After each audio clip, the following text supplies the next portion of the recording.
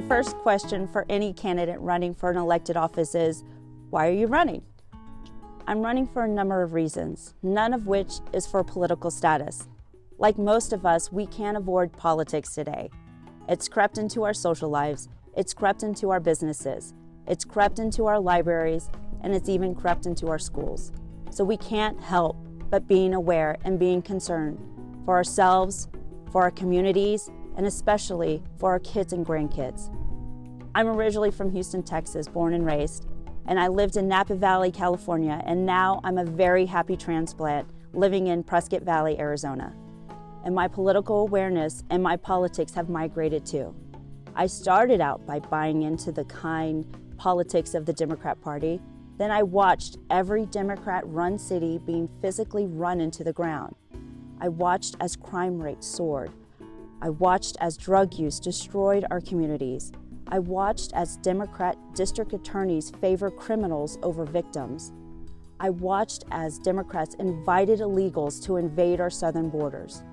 The more aware I became, the more alarmed I became. I started to question who was in office and who was running for office.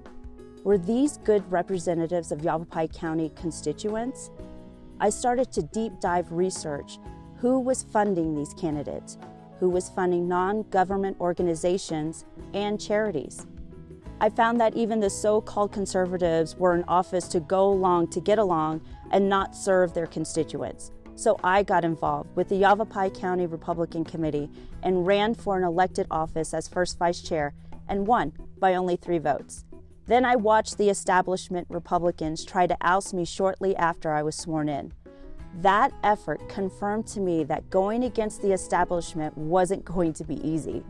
They made me run again. This time, I won, not by just 3 votes, by 146 votes. I am the outspoken candidate because my voice and my vote are not for sale. I will not be influenced by party insiders or partisanship. My Board of Supervisors term will be focused on local county issues and on the state issues which are affecting us all, like building for our future, putting a pause on growth so we can catch up on infrastructure and public safety, enhancing senior services, promoting youth development, and also supporting our local law enforcement and first responders.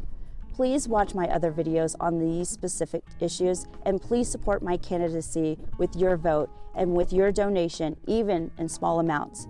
Let's work together for a safer, prosperous Yavapai County.